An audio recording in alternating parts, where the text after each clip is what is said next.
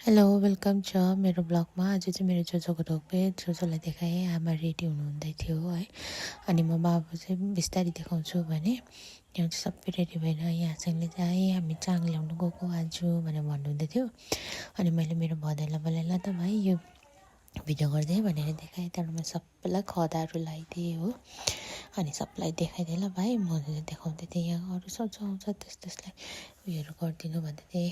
अनि भाइले देखाइदिँदै थियो यहाँनिर सबै भाइ देखा भनेर त्यसले मलाई दियो। अब चाहिँ जाने भनेर मैले देखाउँदै थिएँ हो। लु गएको ल राम्रोसँगले गर्नु भनेर भन्नुहुँदै थियो हामीलाई। त्यहाँबाट यहाँ नानी सन्चो थिएन मेरो भदै सन्चो नभएर चाहिँ जोराएर भन्दै थियो। अन्त अगुले पनि यहाँ जोराएर नि भनेर भन्नुहुँदै थियो। अन्त सबैजनाले गएको भनेर भन्नुहुँदै थियो। अन्त बाई बाई भन्दै थियो दादाले पनि हो। अनि त्यहाँबाट सबैजना गयो। आज हाम्रो घर रुँग्ने चाहिँ हामी दुईजना भन्ने होइन। त्यहाँबाट जोजोले बाई बाई बुढी भन्दै थियो। त्यहाँबाट हामी घर रुँग्ने चाहिँ हामी दुईजना भनेर भने। त्यहाँबाट आङ्गी आउनु भएछ एकछिनमा है 11:30 आङ्गी आउनु भएर त्यहाँबाट प्याज केलाउँदै थिएँ। त्यहाँबाट बेनाहरू यहाँनिर कुखुरा काटेर के धुनुहुँदै थियो। अनि सबैजना काम सघाउनु आएर त्यहाँ भदैले यो सबै भाइ लगाइदिए ल भनेको थियो। भदैले सबै चेयरमा है लुगाहरू हालिदियो। तर यहाँ किचनमा एक ग्रुप अब सघाउनु हुँदै थियो। भाउजू नाना बहिनीहरू आएर त्यहाँ अब तलमुनि पनि देखाउँछु ल के पाक्दैछ भनेर। अनि त्यहाँ मैले भाउजूलाई पनि देखाएँ। ठुलो भाउजू पनि भित्र बस्नुहुँदै थियो। अनि यहाँनिर चाहिँ सेफ भनेर भने अनि चिकन पकाउनु हुँदै रहेछ भेनाले चाहिँ। यो चाहिँ हाम्रो सुप्रिनाको भेना हो। भेनाले चाहिँ राम्रो पकाउनुहुन्छ खानाहरू क्याटरिङ गर्नुहुन्छ भेनाले चाहिँ। त्यहाँबाट यहाँ कुखुराको मासु देखाएँ। यहाँ पनि कुखुरा मासु उयो छ भेनाले तन्किरहेको छ भन्नुभयो। त्यहाँबाट जोजो आउनुभयो एकछिनमा बेलुकाको लागि है भाउजूलाई भित्राउनुको लागि। त्यहाँ देखाउँदै थियो जोजोले चाहिँ यहाँ के हो कसो हो भन्दै मलाई भन्नुहुँदै थियो। अनि पेमा जजले चाहिँ म के भन्छ म सबै भनिदिन्छु नि भन्दै थियो। यो ब्लग त उयो हुन्छ भनेर भनेन। त्यहाँबाट बेलुका भयो त्यहाँबाट रेडी गरेर चाहिँ त्यहाँबाट के रेडी भयो भनेर सबै देखाउँदै थिएँ मैले होइन। सबै देखाएँ। त्यहाँ 6सम्म चाहिँ म बस्दिनँ 6सम्म चाहिँ म बाहिरबाट देखाएँ। त्यहाँबाट अब चाहिँ आउँछ आइपुग्यो अरे माथि रोडमा भनेर चाहिँ सबैजना रेडी भएर बसेको थियो। त्यहाँ क्यामेराले धमिलो आएर चाहिँ मैले पुसेँ होइन। तलबाट सबै आउनुभएको थियो छरछिमेकीहरू सबै आएर। तर पानी परेर चाहिँ कस्तो डर्ने भयो होइन।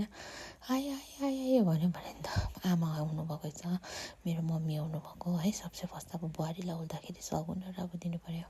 त्यहाँ मैले माथि आउँदैछ भनेर जुम गरेर देखाएँ झलक झिलिक है। त्यहाँबाट त्यहाँ आउनुहुँदै थियो भाउजूहरू सबैजना भाइहरू आइपुग्यो। त्यहाँबाट त्यहाँनिर आएर चाहिँ भाउजूले अब रेनकोट लगाएर आउनुभएको रहेछ। रेनकोट खोल्नु हुँदै थियो होइन। अब पानी कस्तो त आउँदै थियो त्यति बेला। अन्त रेनकोट खोल्नु हुँदै थियो भाउजूले। त्यहाँ चाहिँ रेनकोट खोलेर चाहिँ लु भनेर चाहिँ त्यहाँबाट आउनुभयो। आयो भन्दै यति बेला चाहिँ अब सबैजना पुरा कराउनु हुँदै थियो। ले भन्नुभयो। मलाई देख्नुभयो के गर्नुभयो। त्यहाँबाट मैले आएर चाहिँ त्यहाँबाट बस्नुहरू भन्दै थियो। म चाहिँ हतारमा कसले के दिएर चाहिँ क्यामेरा पनि कता गरी पठाएछु। भिडियो पनि हातहरू देखेछ। त्यहाँबाट मैले यता बहिनीलाई दिएँ ल त बहिनी गरिदिएँ ल भिडियो भन्यो भने यता नाना त्यहाँ ठुलो मम्मी आउनुभयो होइन। त्यहाँबाट मलाई कसले सामानहरू अब दिँदै थियो। यो भाउजूको राख्थ्यो अरे भन्दै सबले मलाई सामानहरू दिँदै अब मलाई दिनुहुँदै थियो। त्यहाँबाट अर्को सानो सबसे कान्छी फुपू आउनुभयो। त्यहाँबाट कान्छी फुपूकै छोरी आउनुभयो होइन। त्यहाँबाट मामाहरू आइपुग्नु भयो। त्यहाँबाट मेरो बहिनी ज्वाइँहरू हो त्यो पर छाता ओढेर आउने यता भाइ हो त्यो उयोहरू दिँदै थियो सामानहरू दिँदै राख्दै गर्नुहुँदै थियो।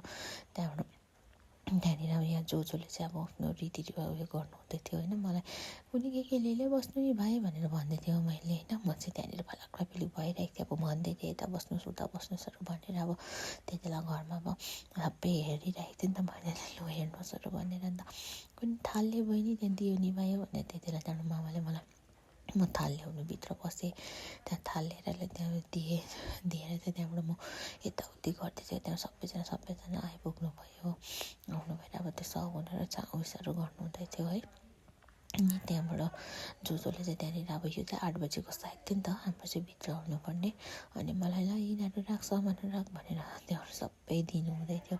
त्यहाँबाट आप्पा भित्र बस्नुभयो। अनि त्यहाँबाट सबैजनाले अब होइन यताउता पानी परेर कस्तो चाहिँ भइरहेको थियो। त्यहाँबाट अब चाहिँ भाउजूलाई भित्र हुने है लु आउनुहोस् भनेर भित्र अब हाल्न टेकेँ मैले। त्यति बेला चाहिँ भाउजूले अब जुत्ता अप्ठ्यारो भएर चाहिँ त्यहाँबाट खोल्नु उयो गरेर चाहिँ त्यति बेला अब आउनुहोस् भनेर ल्यायो। त्यहाँबाट दिएर चाहिँ भित्र सिधै छेसम रुममा लानुभयो। ल्याए ल्याए ल्याए भन्दै अब बस्दै थियो होइन। मै थिएँ कराउने चाहिँ, त्यहाँ चाहिँ मेरै थियो होला सबैभन्दा ठुलो स्वर पनि हो।